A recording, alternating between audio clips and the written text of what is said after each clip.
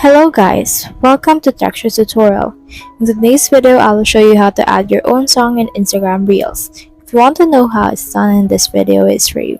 So in order to do that, what you can do is you can head over right here to any editor that you have.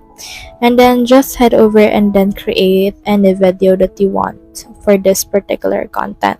So for example, I want to post a reel right here with this particular picture and I will use this audio.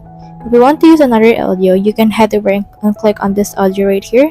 Click on this music right here. And then select the music that you want for this one. So for example, for this, let's use this music. So let's head over and do this and split this. Now click on this right here in order to export this video. And then click on this produce option right here. Once you have produced that particular video, head over right here to your Instagram. So on your Instagram right here, you can see this plus icon. So you can head over and post a reel. So you can select a reel that you want to post for this one.